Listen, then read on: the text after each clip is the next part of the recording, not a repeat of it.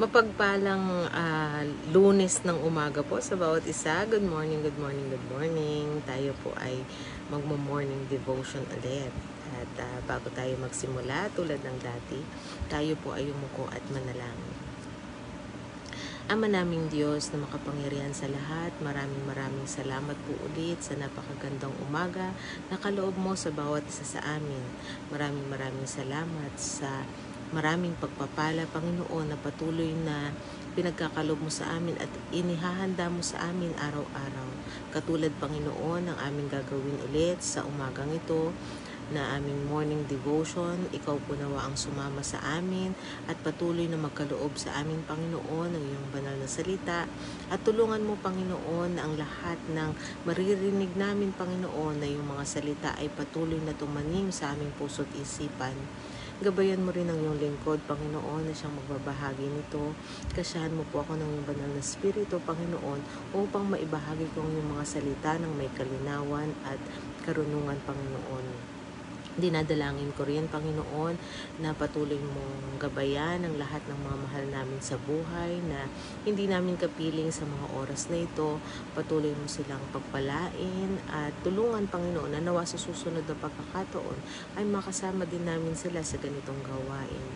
At Panginoon, ang lahat din ng mga mahal namin sa buhay at mga kapatiran na dumaraan sa mga pagsubok sa buhay, mga pagkakasakit, Panginoon, o mga suliranin, ikaw po nawa ang humaplos sa kanila, sumama sa kanila at magbigay katagumpayan, Panginoon, sa mga suliraning kanilang pinagdadaanan at magbigay kalunasan, Panginoon, sa kanilang mga sakit. Ama, patuloy mo kami gawing tagumpay, Panginoon, sa lahat ng mga pagsubok, Panginoon, na dumarating sa aming buhay. At Ama, gawin mo rin kami karapat-dapat palagi sa napakadami mong biyaya at pagpapala sa amin. Muli ang lahat ng ito'y dalangin namin sa matamis na pangalan ni Jesus. Amen. Ayan. A blessed morning po. Batiin natin si Brother John Mark. A blessed morning sa iyo at sa lahat ng kasama mo ngayon. Kung ikaw man ay nasa tahanan o nasa eskwelahan, ayan, mapagpalang Lunes ng umaga sa inyo. Gayun din, kasama ko ang aking anak ngayon, no? Hindi siya nakapasok, no? Medyo sumama yung kanyang pakiramdam, pero I'm thankful na okay naman siya ngayon. Ayan. At sa lahat pa ng ating mga makakasama sa ating live at manonood din ng replay na ito. Ayan. Magandang umaga sa inyo. Ang title ng ating morning devotion is Heeding the Warnings. So yung pakikinig o pagsunod, no? Hindi lang basta nakinig o hindi lang basta nakaalam, no? Andun din yung pagsunod sa, kumbaga, ay sa warnings. Napakahalaga ng warning, ano? Kasi syempre ito ay maglalayo sa atin sa kapahamakan, no? Sa malaking danger. Kaya 'di ba sa mga sa mga factory, maraming mga warning signs diyan kasi 'di ba may mga either chemicals or mga makina na hindi natin alam na pwede tayong mapahamak pagka tayo ay nag-try na makialam o gumalaw, no, yun. So may mga warnings kahit nga sa mga maliliit na na mga object yung pag bumili ka ng gamot, yan, may warnings diyan sa kung paano mo siya dapat i-take. Yan. A blessed morning kay Ate Rose. Good morning sa iyo at sa lahat ng kasama mo sa iyong tahanan. Ang teksto na ating pagbabatayan dito ay matatagpuan natin sa Aklat ng Mateo, Kapitulo 10, versikulo 1 hanggang 7, at saka 32 hanggang 33. Ayan. Babasahin ko sa English na po. Jesus called his 12 disciples to him and gave them authority to drive out impure spirits and to heal every disease and sickness. These are the names of the 12 apostles. Alam mo itong names ng 12 apostles dati, para maikabisado namin, may kanta ito eh. First, so hindi ko nakakantahin. Medyo nakalimutan ko na din. First, Simon, who is called Peter, and his brother Andrew, James, son of Zebedee, and his brother John, Philip and Bartholomew, Thomas and Matthew the tax collector, James, son of Alphaeus and Thaddeus, Simon the Zealot, and Judas Iscariot who betrayed him. Ayan. A blessed morning sa iyo, kay Pastor Eugene. Good morning sa iyo at sa lahat ng kasama mo. Kung ikaw man ay nasa paaralan o nasa tahanan. Tuloy natin, no? Sa 5 sabi niya, these 12 Jesus sent out with the following instructions. Do not go among the Gentiles or enter any town of the Samaritans. Go rather to the lost sheep of Israel. As you go, proclaim this message. The kingdom of heaven has come near. Yan. Sa 32 sabi niya, and 33, whoever acknowledges me before others, I will also acknowledge before my Father in heaven. But whoever disowns me before others, I will disown before my Father in heaven. Ayan, no? So, this is a warning, no? Yung gusto nating gusto natin ditong i-emphasize yung warning, no? Na mababasa natin doon sa huli na binasa natin, whoever disowns me before others, I will disown before my Father in heaven. So kung sino man sa atin ang hindi kumikilala sa ating Panginoong Jesus, hindi rin niya tayo kikilalanin sa harap ng ating Ama sa langit, no? Very big warning to sa bawat isa sa atin. Kasi alam naman natin na ang buhay dito sa mundo ay temporary lang. At ang ating Panginoong Jesus nagpunta rito sa lupa, dito sa mundo, para tayo ay bigyan ng pag-asa ng buhay na walang hanggan. And there is no other way but Jesus. Jesus is the way, the truth, and the life. Diba? Sabi nga, siya lang ang daan, no? Siya lang ang katotohanan. Kaya, kung sino yung hindi kikilala sa Kanya, no? Ay hindi rin niya kikilalanin. Tandaan natin, no? Sa mga apostles nga, sabi niya noon, I will go to the Father and prepare a place for you. Kaya, alam natin na ang ating Panginoong Diyos, no? Siya ang may kakayahan na lumapit sa ating Diyos Ama para hilingin, no, na ipaghanda tayo ng tahanan sa langit. At yun ay eternal life. Kaya bakit, no? Bakit natin hindi kikilalanin ng ating Panginoong Jesus? Siya ang only way, no? Siya ang tanging daan para sa buhay na walang hanggan. So ito ay malaking warning, no, sa lahat ng tao sa buong mundo. Ito yung warning, no? Ang dapat ay kilalanin natin siya, ating pag-aralan ng kanyang mga utos, ang kanyang mga salita, sumunod tayo, no, sa kanyang mga utos. Dito sa ating morning devotion, merong kwento rito, no? When a pickpocket, ito yung nagpipickpocket na ano bang tawag doon? Marami nito sa sa mataong lugar, no? Sabi niya, when a pickpocket tried to pilfer my property while I was on a vacation in another country, it wasn't a surprise. Ayan. I'd read warnings about the danger of subway thieves, so I knew what to do to protect my wallet. But I never expected it to happen. Ayan. Naku, meron akong naalalang kwento rito, no? Actually, marami akong naalalang kwento rito. Yung mga, ano ba ang tawag dun sa Tagalog ng pickpocketer? Yung ng kumukuha ng wallet nila, no? Hindi nila nararamdaman. Yung iba rito, pinag-aaralan talaga.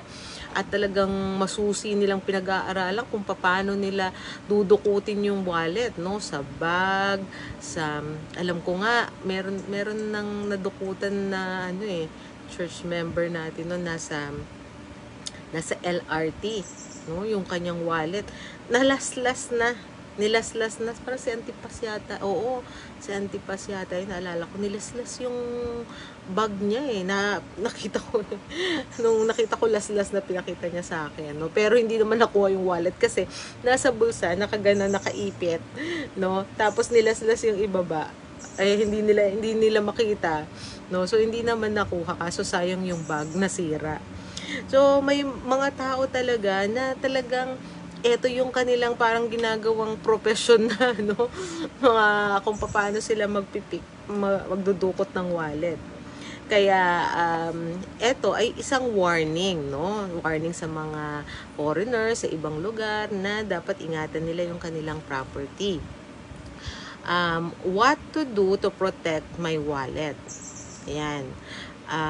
Ay sabi niya rito, fortunately, the young man who grabbed my wallet had slippery fingers. Ayan. So, it fell on the floor where I could retrieve it. Ayan. But the incident reminded me that I should have heeded the warnings. Ayan. No? So, minsan ganun tayo, no? Meron ng mga warnings sa buhay natin na sinasabi, huwag mong gagawin to, o kaya ingatan mo to. Yan, katulad dito, no, sa warning dito, ingatan mo yung wallet mo or ingatan mo yung mga properties mo. May mga warning na sa atin dahil merong pwedeng magka-interest nito at kuhanin ito. Pero minsan, pagka wala, okay lang, hindi pa naman nangyayari, parang kampante pa tayo. 'Di ba? Naalala ko si Mami. Ito, si Mami ang maraming warnings yan sa akin eh.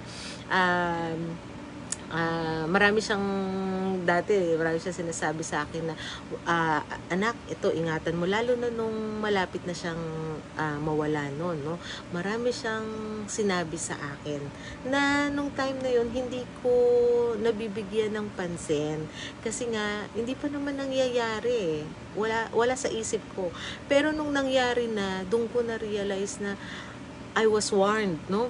Winarningan ako, sinabihan ako, ayan. So, minsan, sa atin, may tendency tayo na baliwalain yung mga warnings, lalo na yung warnings ng ating Panginoon. Kaya nga sabi niya rito, no? Whoever disowns me before others, I will disown before my Father in heaven. So, ito ay warning sa lahat na kung sino ang hindi kikilala sa ating Panginoong Jesus, no, at hindi susunod sa Kanya, ay hindi rin niya kikilalanin sa harapan ng ating Ama. So, we don't like to dwell on warnings because we think they'll get in the way of enjoying life. Totoo naman, no? But it's imperative to pay attention to them, no? So, katulad nga sinabi ko, minsan binabaliwala natin. Naalala ko yan si Daddy. Winarningan yan dati ni Mami. Sabi niya, asawa ko ha, yung wallet mo ha. Ngayon syempre, sanay siya sa Saudi. Hindi niya wala sa isip niya na dudukutan siya or no, kasi nga sa Saudi sanay siya, hindi niya alam na iba na dito sa Pilipinas dahil sa tagal niya nandoon, di niya alam kung gaano naka-expert yung mga pickpocketer, no? So, nung umuwi siya, sabi ni Mami, sabi ko na sa'yo eh. Yun, no? So, marami, no? May mga warnings minsan. So, for instance, Jesus gave us a clear warning while sending out His disciples to proclaim God's coming kingdom. He said, whoever acknowledges me before others, I will also acknowledge before my Father in heaven. But whoever disowns me before others, I will disown before my Father in heaven. We have a choice in love. God provided a Savior and plan for us to be in His presence for eternity. Yan. But if we turn away from God and choose to reject His message of salvation and the real life He offers for both now and before, we lose out the opportunity to be with Him. So, kung meron man tayo minsan na warning na napapalagpas dito sa mundo, ito ang warning na wag nating palagpasin, no? Yung kilalanin natin ang ating Panginoong Jesus sa ating buhay.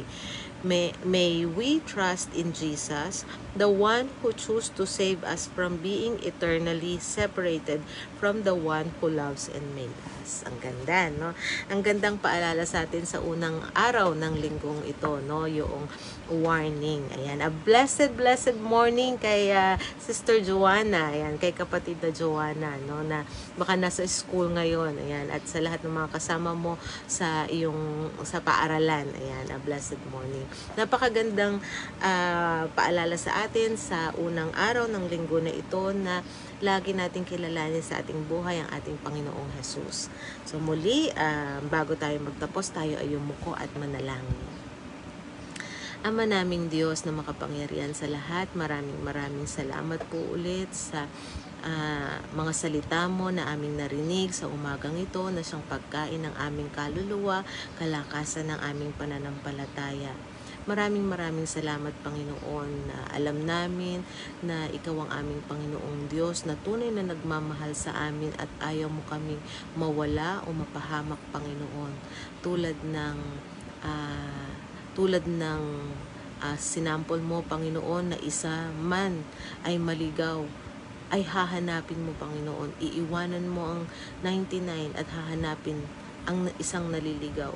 Panginoon, maraming salamat sa iyong pag-ibig, Panginoon, na kung kami minsan ay naliligaw, kami ay iyong hinahanap, Panginoon, at ibinabalik. Tulungan mo, Panginoon, ang bawat isa sa amin ay patuloy na manindigan sa aming pananampalataya at pagsunod sa aming Panginoong Jesus. Ikaw po nawa ang laging makita sa aming buhay at patuloy na maging liwanag sa lahat ng taong nakakakita sa amin. At muli, Ama, patawarin mo rin kami sa aming mga nagagawang kasalanan, ito man po ay lihim o hayag. At ang lahat ng ito'y dalangin namin sa matamis na pangalan ni Jesus. Amen. Ayan. So muli, a blessed morning po sa bawat isa, and see you later sa ating evening devotion. God bless po.